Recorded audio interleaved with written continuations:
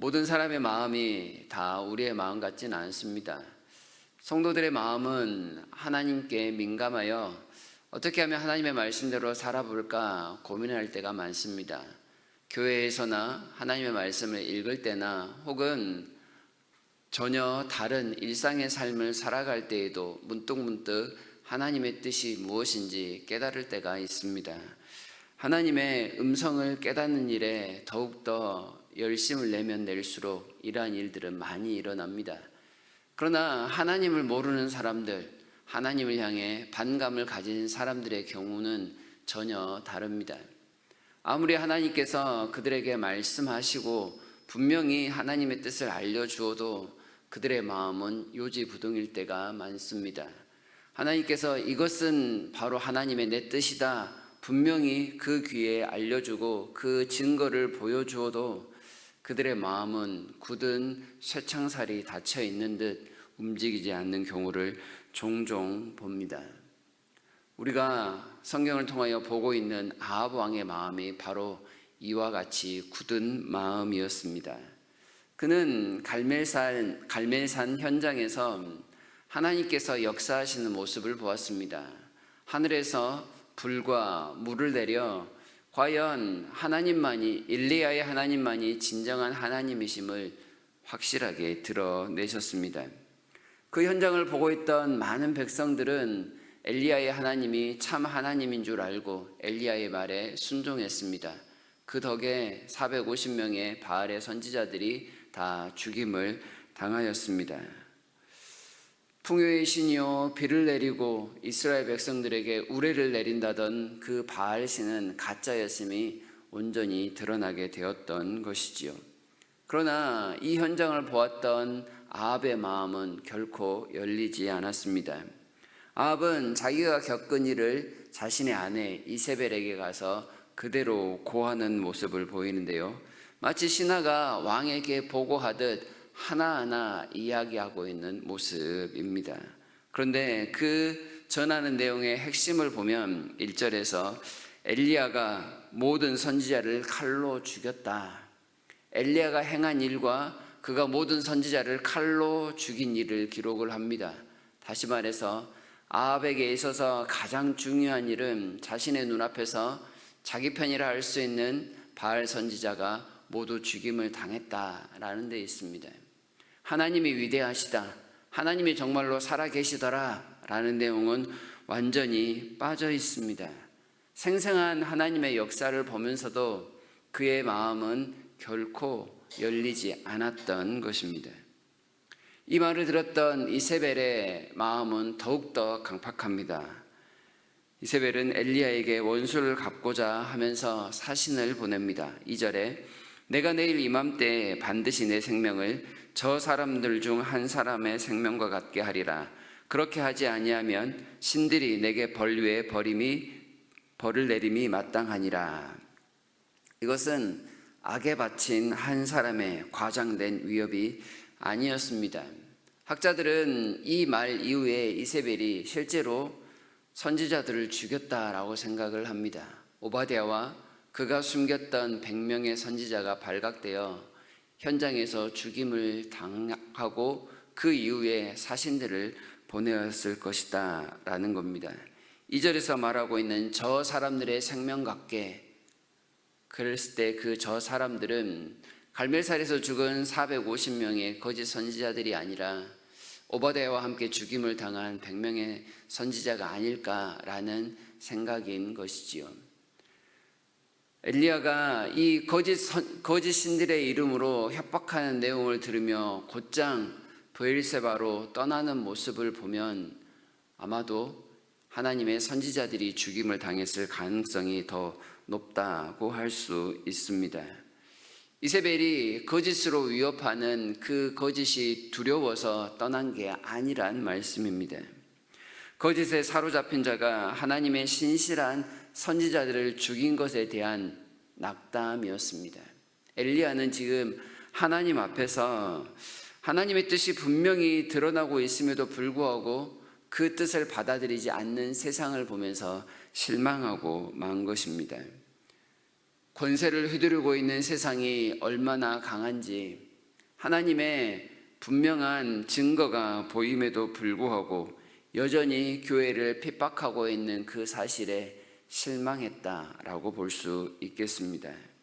하나님의 위대한 역사에도 여전히 성도가 당하는 고난을 보면서 자괴감이 들었을 수도 있습니다. 그래서 엘리야는 하나님께 실망감에 브엘세바, 그 나라의 최남단 브엘세바까지 단숨에 달려가고 말았습니다. 거기에서 죽기를 간청합니다. 험악한 세상에서 하나님의 선지자가 더 이상 살아야 할 이유가 무엇입니까? 라고 말하는 것 같습니다. 하나님께서 악을 통제하지 아니하시고 여전히 세상의 악을 강성하게 하신다면 자신과 같은 선지자가 더 이상 왜 필요하겠느냐라는 그런 탄식인 것이지요. 마음의 상처를 크게 받은 것은 확실해 보입니다. 하나님의 말씀은 하나님을 경외하는 자는 두렵고 떨리게 만드는데, 반면 하나님의 말씀은 세상의 강팍한 사람들에게는 더욱더 악을 행하게 하니 아무런 답이 보이지 않는다, 이런 절망감에 사로잡혔던 것입니다. 브엘세바는 과거 아브라함과 이삭과 야곱이 하나님을 만났던 곳입니다. 맹세의 우물이라는 뜻의 이 도시는 이 언약의 조상들이 하나님과 언약을 확인했던 장소이기도 합니다. 엘리야가 이곳까지 간 이유는 아마 언약의 하나님을 다시금 붙들기 위한 모습도 있었고, 그 하나님께 이 세상의 악에 대한 고발을 하기 위함도 있었을 것입니다. 그러나 기진맥진해진 엘리야 로뎀나무 아래서 쓰러져 있었습니다. 그때 하나님이 천사를 보내어 찾아오십니다. 2번이나 연거푸 찾아오셔서 일어나서 먹으라. 7절에도 일어나 먹으라, 내가 갈 길을 다 가지 못할까 하노라. 하나님께서 먹이시고 다시금 기운을 차리게 하시는 이유가 무엇입니까? 7절과 같이 내가 갈 길을 다 가지 못할까 하노라. 아직 가야 할 길이 멀기 때문에 그렇습니다. 선지자로서 하나님의 뜻을 행해야 할 그 일이 남아있기에 하나님께서 다시금 세워 일으키십니다. 하나님의 부르심을 따라 산다는 건 상식을 뛰어넘는 일입니다. 세상은 우리의 생각처럼 호락호락하지 않습니다. 강팍한 세상은 상상을 초월하리만큼 완고하고 하나님을 대적하려고 안달입니다. 하나님을 두려워하는 우리가 생각할 수 없는 악을 자행하면서도 너무나도 당당합니다. 우리의 힘으로는 도저히 그들을 상대할 수 없을 정도입니다. 이런 세상에 우리가 지금 살아가고 있습니다. 엘리야가 맞닥뜨렸던 그 현장이나 우리가 살아가는 지금 현장이나 크게 다를 바는 없습니다. 어떻게 살아야 할까요? 성도에겐 그래서 도움이 필요합니다. 절망하고 낙심하고 포기하고 싶을 때도 있습니다. 사라지지 않는 죄의 유혹 속에서 더욱더 거세지는 세상의 도전 속에서 우리는 한순간도 쉬지 못하고 위로받지 못할 수 있습니다. 그래서 하나님은 우리를 홀로 내버려 두지 아니하시고 위로자가 되시는 성령님을 보내어 주십니다. 위로자요, 보호자요, 상담자요, 돕는 자로서 보혜사이신 성령님을 보내셔서 우리를 순간순간마다 도우려고 하십니다. 성령님을 통하여 우리 위에 고난당하신 예수님을 항상 보게 만듭니다.